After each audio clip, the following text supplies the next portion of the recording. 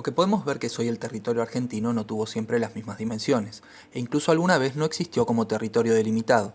Sus primeros habitantes, los pueblos originarios o aborígenes, lo poblaron según sus necesidades, no según la lógica de la propiedad privada que conocemos en la actualidad. Para entender el tema hay que remontarse a los primeros pobladores que habitaban nuestro actual territorio antes de la llegada de los españoles.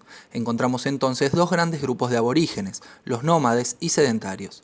Los nómades son aquellos que se movían en busca de su comida, como los zonas, yamanás y tehuelches que habitaban al sur, los querandíes en la actual Buenos Aires y los tobas y huichis al noroeste, entre otros tantos más.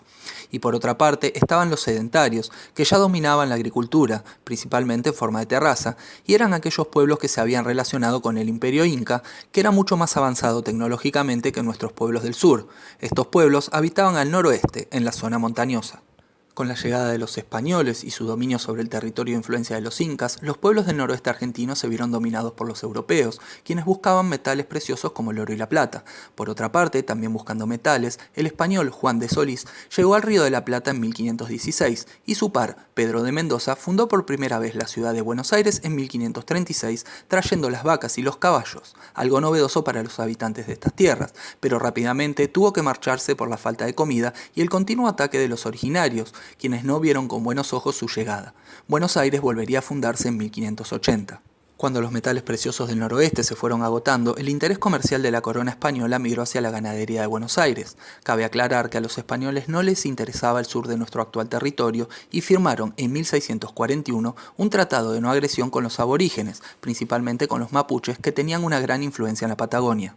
Pero con la revolución industrial en marcha, el interés por la ganadería y por la próspera Buenos Aires no era solo español, y la piratería se expandió cada vez más. El virreinato del Perú, con capital en Lima, estaba muy lejos de Buenos Aires y las autoridades no podían controlar el puerto. Entonces los reyes Borbones fundaron el virreinato del Río de la Plata en 1776 con capital en Buenos Aires. Pero no solo no pudieron mejorar demasiado el control, sino que terminaron por perder el territorio cuando perdieron las guerras de independencia con los patriotas, quienes en 1810 habían comenzado el camino hacia la independencia.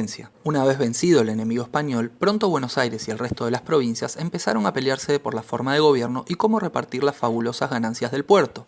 Y cuando digo el resto, hablo de un mapa argentino totalmente distinto al actual, ya que gran parte del centro, la Patagonia y el Gran Chaco estaban bajo dominio aborigen. Para 1830 en Buenos Aires, casi un 90% de lo que es hoy la provincia era territorio aborigen. Entonces llegó Juan Manuel de Rosas y entre 1832 y 1835 el estanciero se dedicó a extender la frontera, a veces negociando y otras con el uso de la violencia.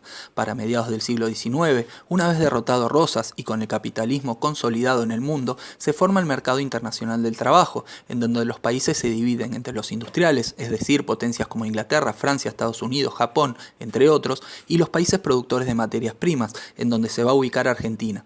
Pero para eso necesita, entre otras cosas, solucionar el problema de las tierras y la formación del Estado. Para entonces los pueblos originarios se resistían, incluso con violencia, a la ocupación de sus tierras, realizaban malones en los que secuestraban a las cautivas y robaban ganado. Es entonces que entre 1876 y 1877 se realiza lo que se conoce como la Zanja de Alsina, una serie de fortificaciones unidas por una gran zanja que dificultaba el paso de los aborígenes. Pero el hecho más importante en cuanto a ocupación territorial luego de la conquista española se va a dar entre 1878 y 1885 y es la famosa y mal llamada Campaña al Desierto. Decimos mal llamada, ya que no se trataba de un desierto pues estaba habitado, pero el gobierno de entonces prácticamente no consideraba humanos a los aborígenes y de ahí el nombre. En esta campaña se incorporó a la República Argentina una amplia zona pampeana y toda la Patagonia. Para eso, en nombre del progreso, el ejército argentino, provisto de armas de fuego, arrasó con los pueblos ranqueles, pampas y tehuelches, que se defendieron con bravura, pero con armas primitivas. Estos pueblos fueron en gran parte masacrados y el resto sometidos, incluso a una esclavitud encubierta.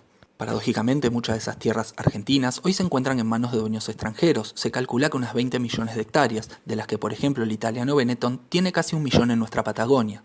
Hoy, más de 500 años después de la conquista española y más de 140 después de la campaña del desierto, podemos y debemos hacernos algunas preguntas.